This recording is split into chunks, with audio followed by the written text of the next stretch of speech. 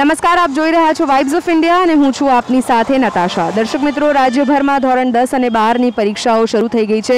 જો કે વિદ્યાર્થીઓ જોરશોરથી પરીક્ષા આપવા માટે જેટલા ઉત્સાહિત પહેલા દિવસે દેખાઈ રહ્યા હતા, હવે ધીરે ધીરે જેમ જેમ તેઓ એક બાદ એક પેપર આપી રહ્યા છે, પેપર કેવા નીકળી રહ્યા છે તેની જાણકારી મેળવવાનો વિદ્યાર્થીઓ પાસેથી પ્રયત્ન કરીશું. આ ઉપરાંત વાલીઓ પાસેથી ખાસ એ જાણવાનું રહેશે કે જે છેલ્લા 2 વર્ષ કોવિડની આ સમસ્યાને કારણે બાળકોએ ઘરેથી ઓનલાઈન શિક્ષણ મેળવ્યું, આ ઓનલાઈન શિક્ષણમાં બાળકોને કેટલી અગવડતાઓ પડી હતી અને હવે જ્યારે બોર્ડની એક્ઝામ કે જેને મહત્ત્વના વર્ષો ગણવામાં આવે છે કોઈ પણ વિદ્યાર્થીના જીવનકાળમાં, આ બોર્ડની એક્ઝામ માટેની તૈયારીઓ તેમના માટે ઓનલાઈન અથવા તો ઓફલાઈન કરવી કેટલી મુશ્કેલ, કેટલી અઘરી હતી, આ તમામ બાબતોને નજીકથી જાણવાનો પ્રયત્ન કરીશું.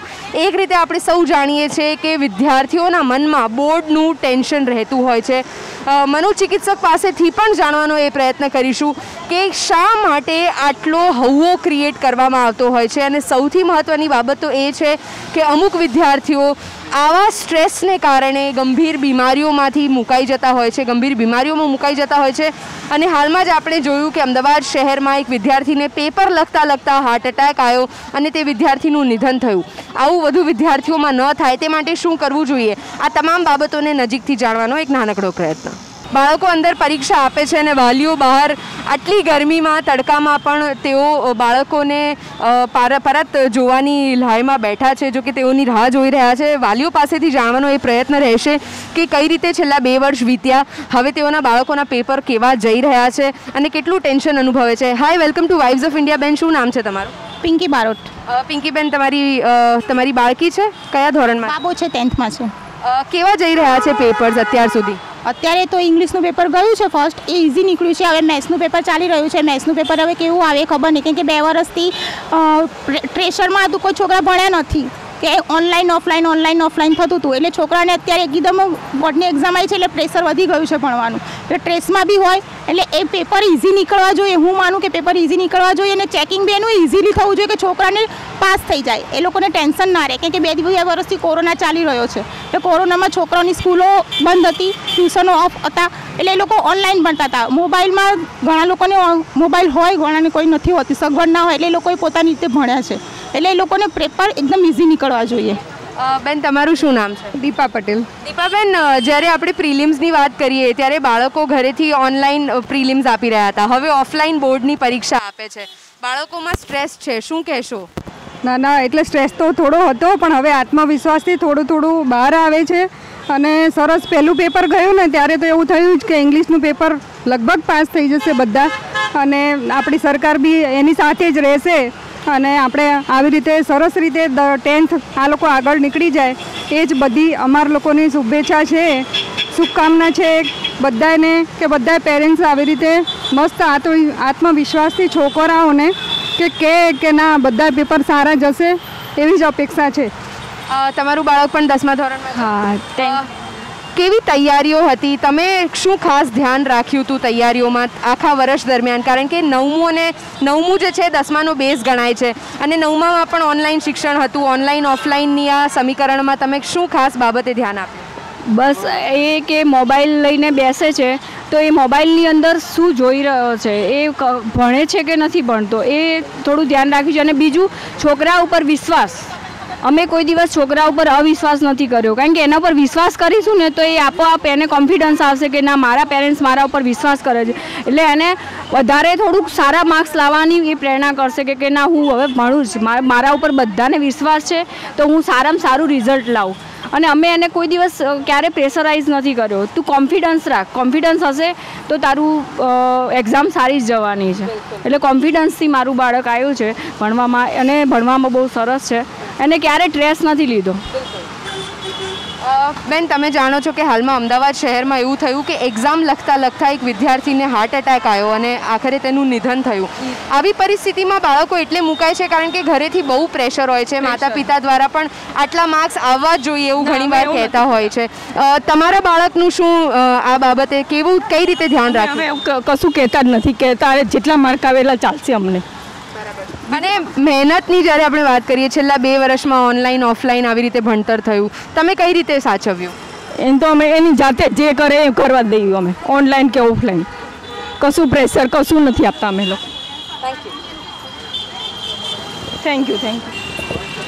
તો જે મુજબ જાણવા મળી રહ્યું છે કે વાલીઓ દ્વારા ખાસ કરી તેઓના બાળકો ઉપર ખાસ એ બાબતનું ધ્યાન આપવામાં આવ્યું કે બાળકો જો ફોન લઈને ગેજેટ લઈને ઓનલાઈન અભ્યાસ માટે બેસે છે તો તેઓ શું જોઈ રહ્યા છે અને કઈ બાબતે અને કઈ રીતે તેઓ શિક્ષણ લઈ રહ્યા છે. મહત્ત્વની બાબત છે કે પરીક્ષા છે, પરીક્ષામાં કદાચ ઓછા માર્ક્સ આવે તો કંઈ ખાટા મોડું નથી થવાનું, પરંતુ બાળકનું જીવન જે છે, બાળકનું ભણતર જે છે તે સારું થાય તેવી જ અત્યારે વાલીઓ આશા કરી રહ્યા છે. પેપરો સહેલા નીકળવા જોઈએ અને જે ચેકિંગ થવાનું છે બોર્ડના પેપર્સનું તે પણ સહેલાઈથી થવું જોઈએ તેવું વાલીઓ કહી રહ્યા છે. કારણ કે છેલ્લા 2 વર્ષ કોવિડની આ પરિસ્થિતિ બાદ હવે ઓફલાઈન એક્ઝામનો જ્યારે વારો આવ્યો છે ત્યારે સૌથી મહત્ત્વની બાબત તો એ છે કે બાળકો ઓનલાઈન અને ઓફલાઈનની આ એક્ઝામની રમત વચ્ચે કઈ રીતે હવે માર્ક્સ લાવે છે જોવાનું રહેશે. હવે વાતચીત કરીશું બાળકો સાથે. વિદ્યાર્થીઓ પેપર આવીને બહાર નીકળ્યા છે, તેઓની પાસેથી જાણવાનો પ્રયત્ન કરીએ કે મેથ્સનું પેપર હતું, કેટલું ડિફિકલ્ટ હતું, કઈ રીતનું ગયું છે, ઇઝી હતું કે કેમ. Hi, welcome to vibes of India. કેવું હતું પેપર? પેપર ઇઝી હતું. કેટલા આવશે માર્ક્સ? પાસ થઈ જશે એટલું ખબર છે. માર્ક્સ નહીં ખબર, મેં ગણ્યું નહીં પણ વધારે લખ્યું છે. ઓકે, કમ્પેરેટિવલી જેટલી બીક હતી એના કરતાં ઇઝી પૂછાયું હતું? બેઝિક એકચ્યુઅલી બહુ ઇઝી હોય પણ આ એનાથી પણ ઇઝી હતું, એટલે મારા 78 માર્ક્સ કેલ્ક્યુલેટ કર્યા છે મેં હવે 80માં. મહેનત જ્યારે આપણે વાત કરીએ કે છેલ્લા 2 વર્ષમાં ઓનલાઈન ઓફલાઈન ભણવાનું હતું, મેથ્સ એવો સબ્જેક્ટ છે કે જે કદાચ ઓફલાઈન ભણો તો વધારે સારી સમજણ પડે, પણ કદાચ કોઈ એવી ડિફિકલ્ટીઝ જે આજના પેપરમાં ફેસ કરી હોય? ના, આજના પેપર એટલું ઇઝી હતું કે કોઈ ડિફિકલ્ટી એમાં છે જ નહીં. ઇઝીલી સ્કોર કરી શકે કોઈ બી માણસ. આ પેપર આવું આવે તો કોઈ બી સ્કોર કરી શકે ઇઝીલી. સો સ્કોરિંગ પેપર હતું. તમને શું લાગે છે કે જેટલું સ્કોરિંગ આ પેપર હતું આગળના પેપર્સ પણ એવા નીકળશે? કારણ કે ઇંગ્લિશ ઇઝી હતું, મેથ્સ ઇઝી નીકળ્યું છે, આગળ શું વિચારો છો? હા, ઇઝી લાગી રહી છે કેમ કે 2 વર્ષથી આપણે ઓનલાઈન ભણી રહ્યા હતા એટલે લોકોની એટલી પ્રેક્ટિસ હતી નહીં. આ વખતે પ્રયત્ન કરે છે કે પેપર ઇઝી જ આવે બધા. સો આઈ એક્સપેક્ટ કે તમારું પણ પેपर સારું ગયું હશે. कैसा था पेपर? जोरदार था. इजी था? हाँ, इजी था ना. और कितने मार्क्स आ सकते हैं? मार्क्स का नहीं बोल सकता पर अच्छा गया पेपर.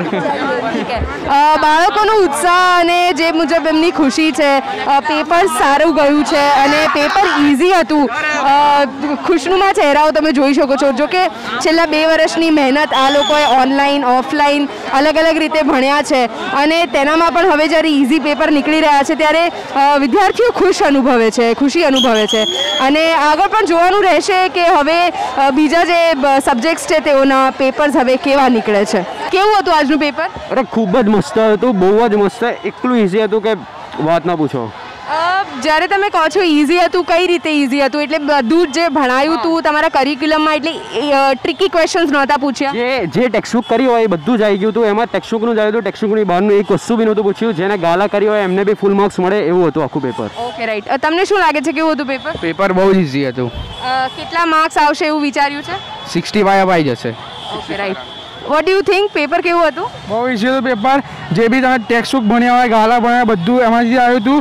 કંઈ બી એક્સ્ટ્રા નહોતું અને ટ્વિસ્ટ કરેલું બી નહોતું, એટલે 70 અપ તો ઇઝી છે. રાઈટ. સો વિદ્યાર્થીઓના કયા મુજબ સ્કોરિંગ હતું પેપર? ઇઝી હતું, પાઠ્યપુસ્તકમાંથી જ હતું, જેને ટેક્સ્ટબુક કહેવામાં આવે છે. કોઈ પણ બહારનું મટીરિયલ અથવા તો કોઈ પણ બહારના એવા ટ્રિકી ક્વેશ્ચન્સ પેપરમાં નહોતા. આગળના સમયમાં જોવાનું રહેશે કે હજી પણ આગળ જે પેપર્સ નીકળે છે કેવા હશે. આશા એવી જ રાખીએ છીએ કે વિદ્યાર્થીઓની મહેનત એળે ન જાય. તેઓએ જેટલું ભણ્યું છે, જેટલું સમજવાનો પ્રયત્ન કર્યો છે, કોવિડ દરમિયાનમાં ઓનલાઈન ઓફલાઈન આ તમામ રીતે જે રીતે વિદ્યાર્થીઓએ ભણતર મેળવ્યું છે, તેઓને સફળતા મળે તેવી જ આશા કરીશું. આવા જ અનેક અહેવાલ સાથે ફરી મળીશું. ત્યાં સુધી આપ જોવાનું ચૂકશો નહીં વાઇબ્સ ઓફ ઇન્ડિયા. મને આપશો રજા. નમસ્કાર.